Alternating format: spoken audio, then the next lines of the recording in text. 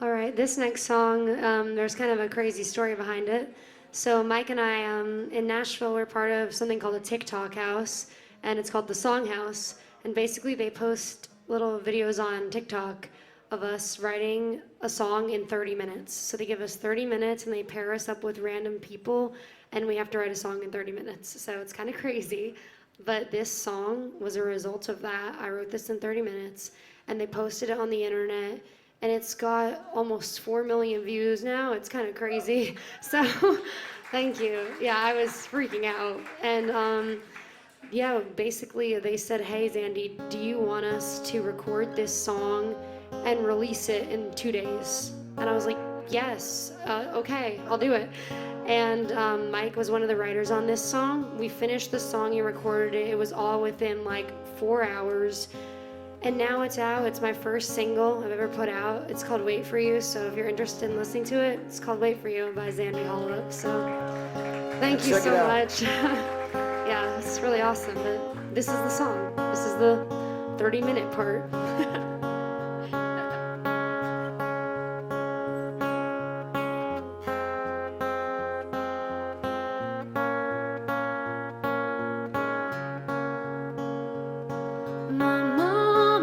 Told me men don't ever change.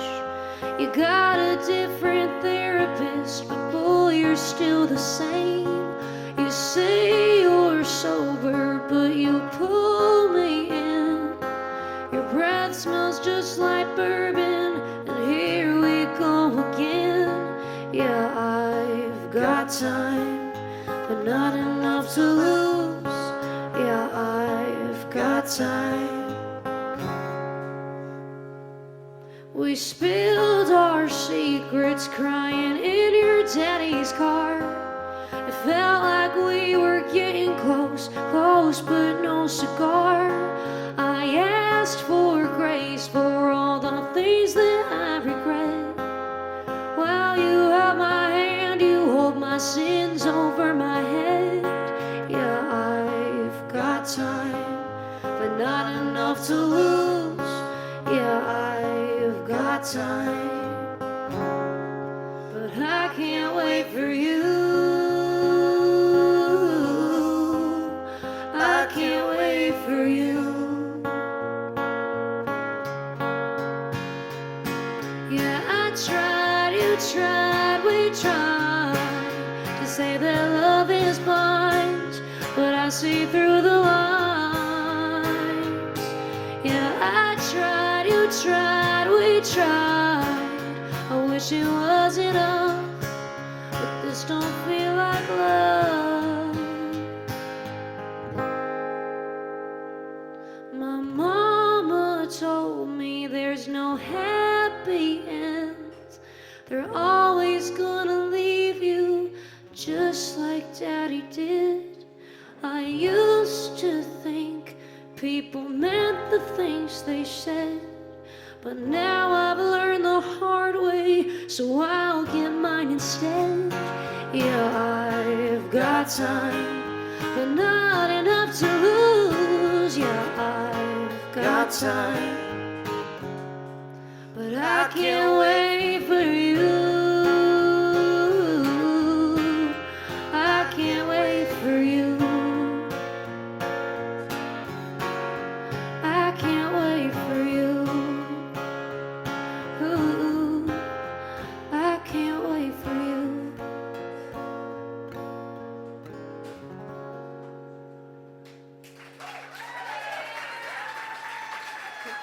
Thank you. Sorry about that. Well, Mike and I were talking backstage about this set list, and we were like, well, we each have kind of like 2 happy songs, so let's play them both next to each other to give everybody one moment of happiness throughout the show. So here it is. This is the start of your maybe less than 10 minutes of happiness, so get ready to enjoy it. Actually, I don't even really know how happy this song is that you're about to play, so it sounds happy though, so that's really what matters. It's an upbeat number. Yeah.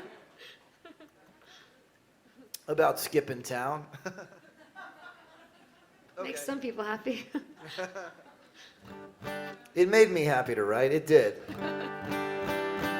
I have great memories, actually. I'll talk for a minute about these songs. When I first moved to Nashville, I lived at this house. I think the address was 1708 East Side Ave in East Nashville, and I lived with 4 other musicians, and it was a pretty wild time. A lot of the things you would think, there wasn't too many people concerned about like cleaning the bathroom or the sink or the kitchen or anything like that. It was pretty gross, and but that far outweighed, or the creativity and the cool things that were happening like far outweighed any of the bad. And I wrote a whole record while I was living there in this living room. When I first moved in, the only thing that was in the living room was like empty guitar cases and random drums and road cases and probably like a bunch of spider webs. It was a nice house, just no one ever cleaned.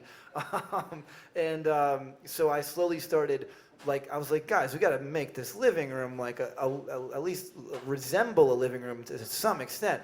So I started I found a couch down the street and we dragged it up, and I started getting random lamps and different furniture. And the funny thing is the old saying, if you build it, they will come. As soon as we got the coffee table in that living room, all these songwrites started happening. People were like, oh, come on over. We could write at my house. And then it became this thing, and I was so glad that I rearranged the living room.